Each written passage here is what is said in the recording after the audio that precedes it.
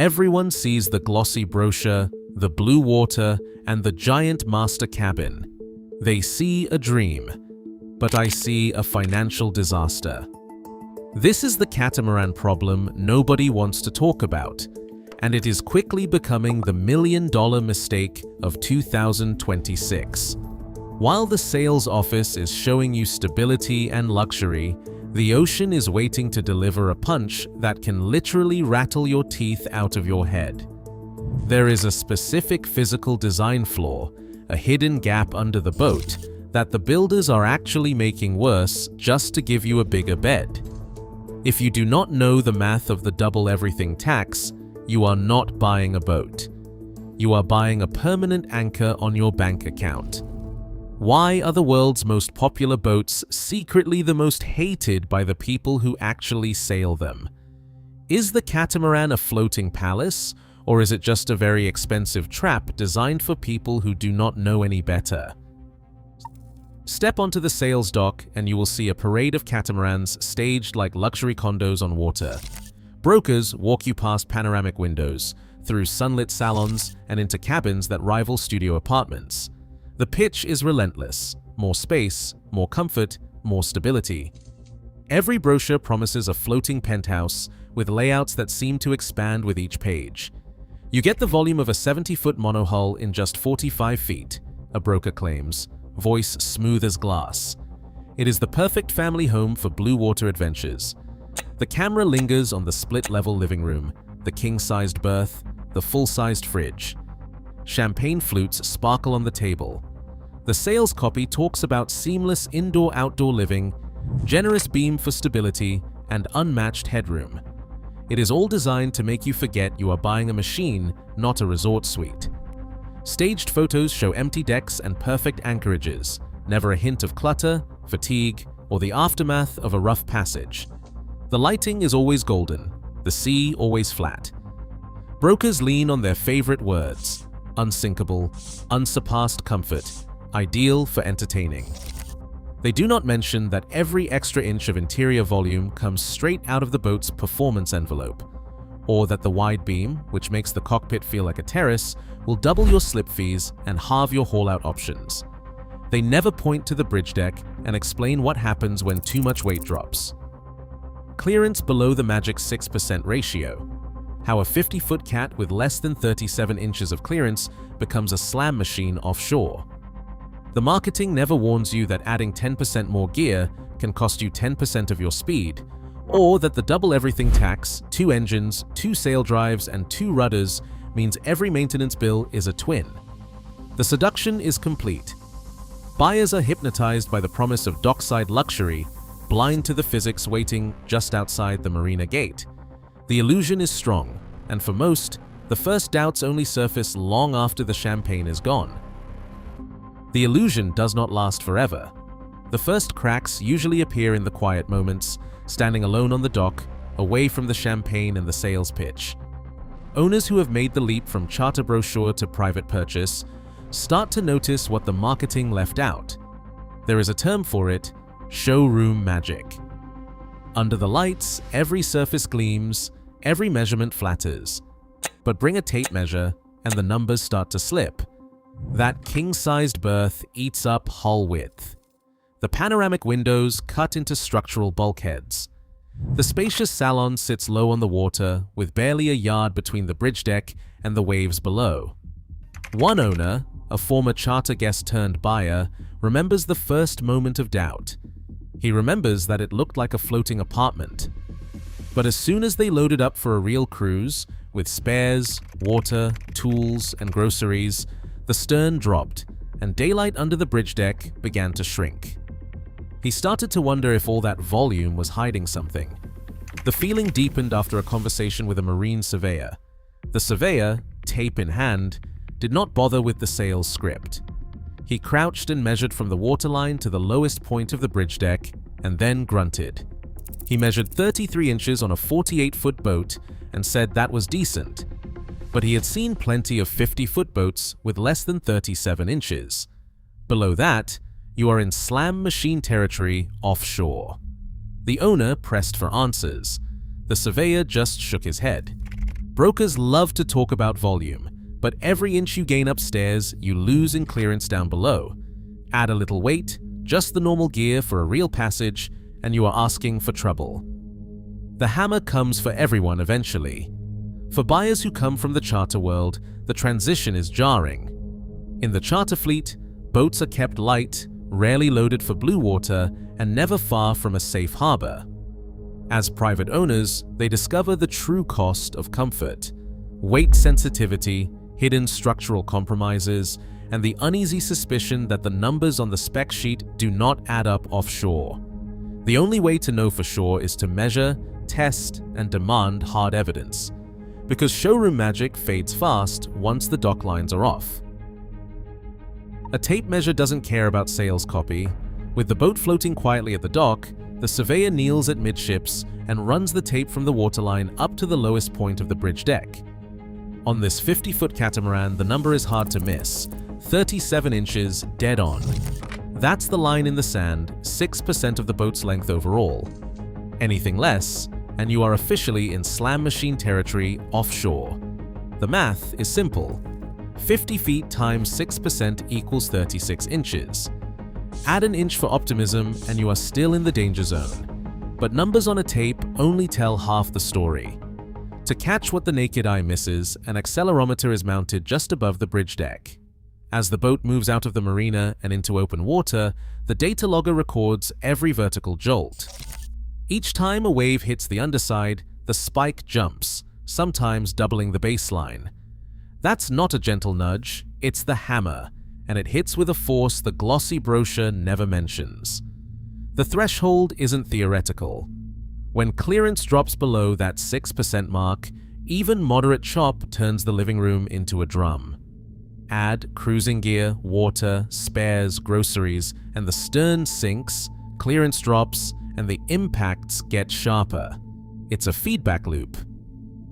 Add 10% more weight, lose 10% of your speed, and bring the hammer down harder, more often. The surveyor's verdict is blunt. Below 37 inches on a 50-foot boat, you are not buying comfort. You are buying a pounding. Crawl under the bridge deck with a flashlight and the story changes fast.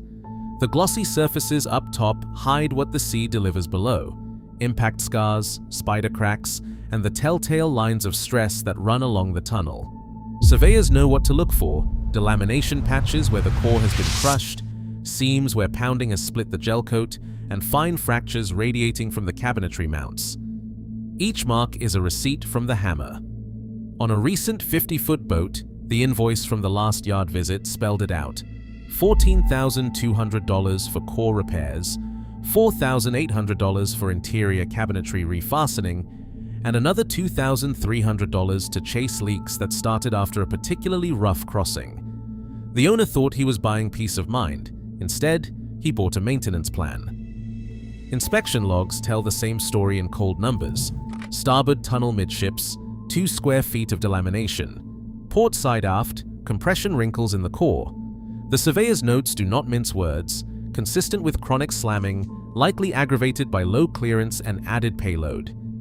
Every extra load, like a spare anchor, a new generator, or a few more cases of wine, drives the stern lower, clearance drops, and the impacts get sharper. Add 10% weight, lose 10% speed, and the bridge deck becomes a drum. The cycle is relentless.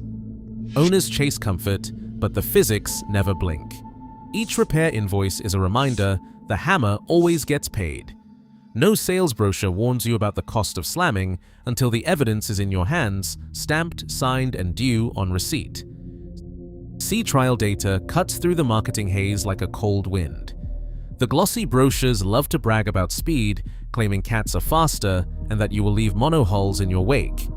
But the numbers tell a different story once you point the bows into the wind. Typical production catamarans, loaded for real cruising, struggle to make progress upwind. With fixed mini keels and fat hulls built for volume, they slide sideways, making 5 to 7 degrees more leeway than a well-designed monohull. The polars, the hard data from real-world trials, show most production cats stuck in the late 7-knot range upwind in a moderate breeze, dropping lower as the seas build. The real kicker is this. In anything but flat water, those numbers fall further. Add the usual cruising weight and the performance curve sags. Add another 10% of load and you will lose another 10% of your speed. Owners quickly learn what the sales team never mentions. Upwind, the engines are your only reliable friends. Most cruising cats default to twin diesels when the wind goes forward. The sails stay up for show, but the props do the work. It is a far cry from the sailing machine fantasy. The exception, the 1% Club, belongs to the high-performance daggerboard cats. These rare designs trade away interior volume for narrow hulls, deep foils, and real lift. On a good day, they will point 7 degrees higher and sail 1 to 2 knots faster upwind, even under load. But they are unicorns in a sea of condos with masts. For the vast majority, the promise of speed is just another illusion, exposed the moment you leave the dock and turn into the wind.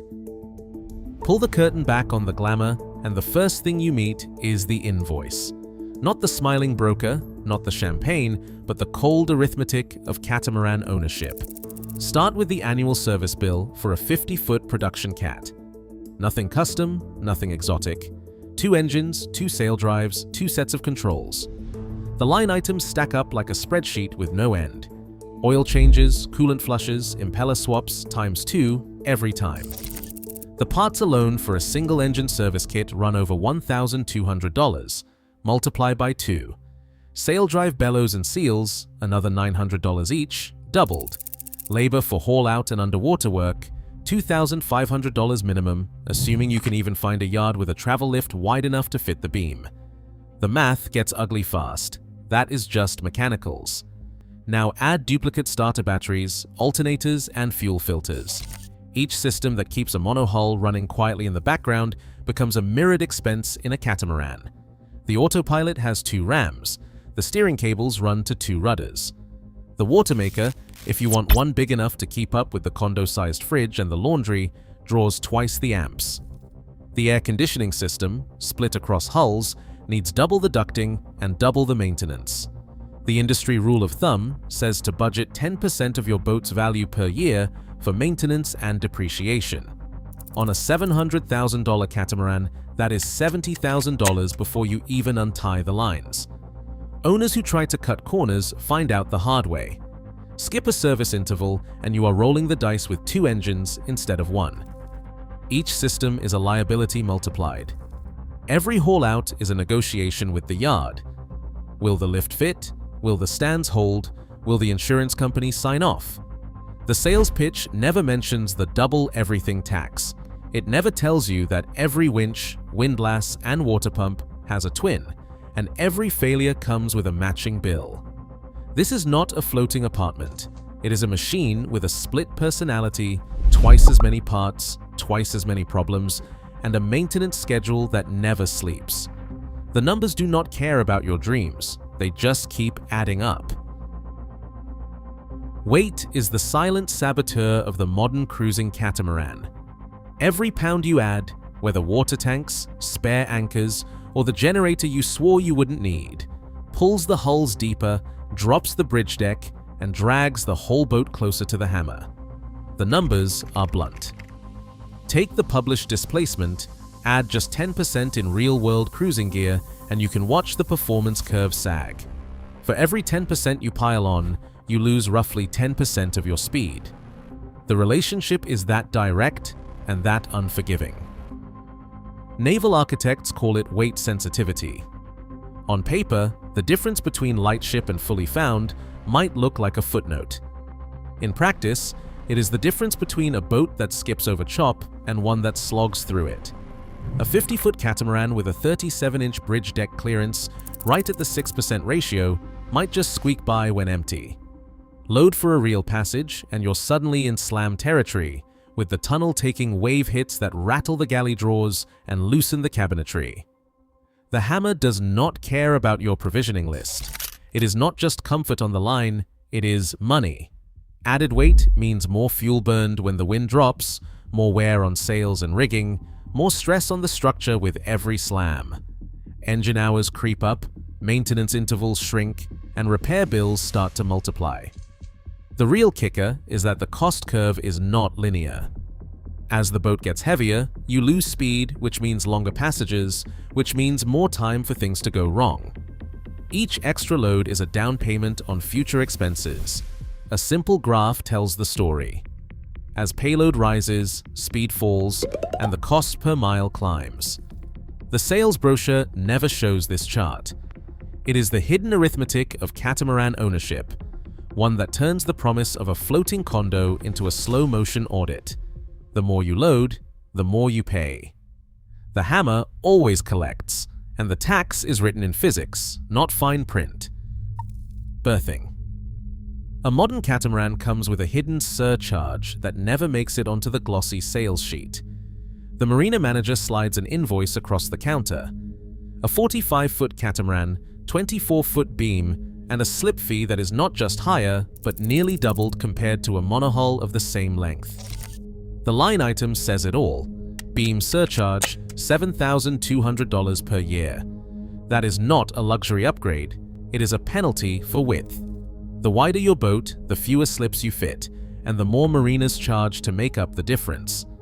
Some yards post the rate right on the wall. Boats over 20 feet of beam add 80%. Owners try to argue, but the numbers do not budge. The real estate between the hulls is expensive, and every extra inch is a tax you pay year after year.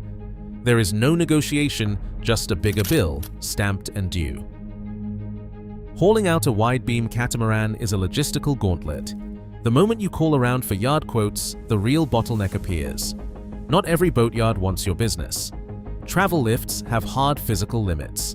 Most are built for monohulls or narrow multis, and the standard lift width maxes out at 22 or 24 feet. A 45-foot catamaran with a 24-foot beam is already pushing the edge. Regional surveys show that nearly half of United States boatyards, about 50%, cannot haul a catamaran over 25 feet wide. The yard manager is blunt about it. If your beam is over 24 feet, they cannot touch it, and insurance will not let them risk the lift. That means fewer options, higher prices, and longer waits for routine work.